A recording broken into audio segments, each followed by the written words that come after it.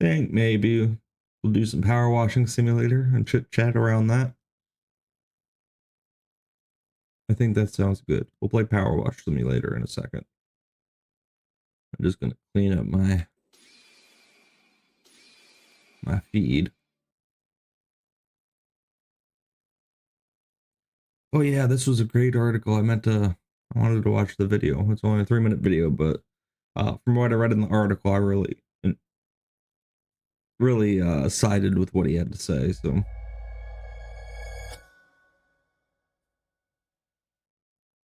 my name is Yoseph Haddad. I'm an Israeli Arab journalist and social activist. I'm the CEO of an Arab-Israeli organization called Together Vouch for Each Other.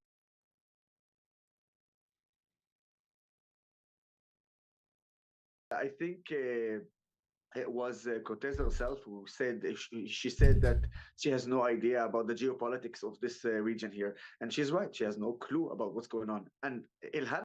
Yeah, when she got some hard hitting questions, AOC, she really crumbled in that one interview with the I forget I don't know the lady's name. I just remember she has blonde hair and she was wearing like a blue like suit dress.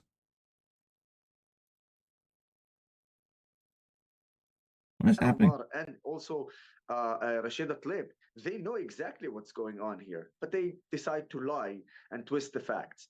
Anyone who claims that Israel is an apartheid state is nothing but an imbecile and a mean person. And I'm saying it like this because you can be very knowledgeable, yet you have a specific narrative that you want to spread.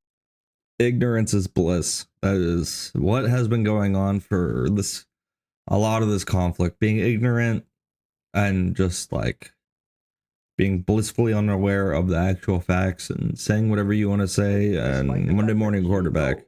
That you are lying. So they are just literally mean people that try to harm the coexistence and the partnership that exists in this region. And then you have the imbeciles who just follow them, and then they just lie because they have no clue about what's going on. Useful idiots. Stop talking from emotional places, and this is what the squad doing. Stop talking from emotional and start talking about facts, because facts, they don't. That's most of the left. I can't say all, I will say most of the left is emotional. Emotionally driven, not fact-based whatsoever.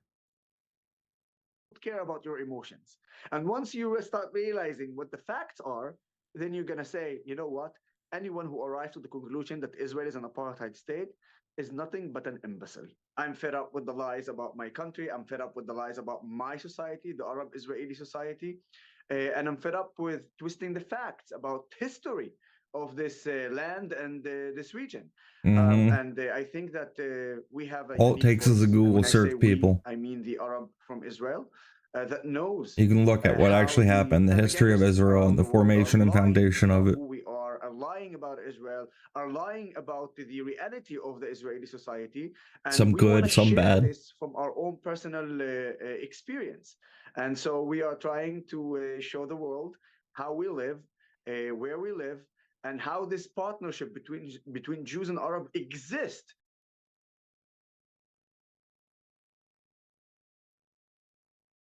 You have to separate between the useful idiots who have no clue about what's going on, and they're just part of a propaganda campaign against the state of Israel and what's going on here.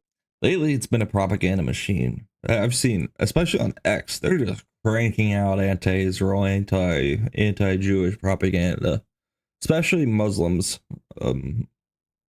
Middle Eastern Muslims, I would say, or the radical Islamists are really cranking out some of this propaganda against Israel. Here. So the useful idiots, they have no clue. They just join another club with another club, and that's why they are doing what they're doing. And where do I know that? From a simple conversation with them. The fact that they have no clue that you have 20% of the population are from the Arab society.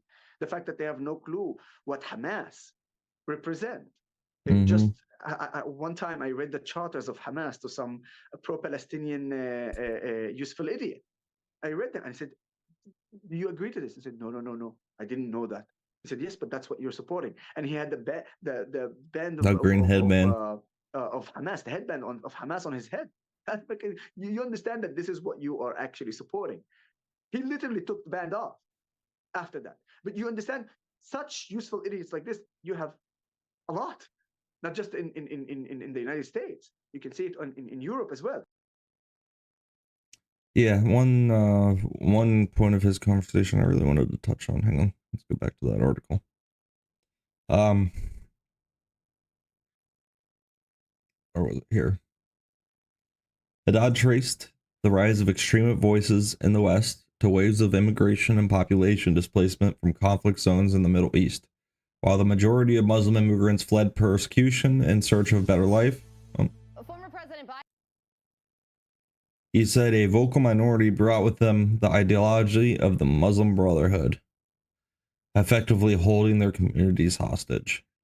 When you have so many immigrants all around the world, it's enough for 10 or 20% of them to be extremists. And suddenly you're dealing with millions of extremists. He said, ostriches, when there is a danger and there is a problem, what they do is they stick their head in the sand, thinking the problem will just pass because nobody want to notice them, he added. And this is what weak governments are doing right now, becoming like an ostrich. The only problem is that no one will skip them over. It will make it easier to chop their heads off. Very powerful, I believe. And I've been saying this for some time, that a lot of people are like ostriches or just in the bliss of being knowledgeable of the situation. But anyway, this one's for YouTube. Like and subscribe. Thank you very much. Oh yeah, I Elvised it.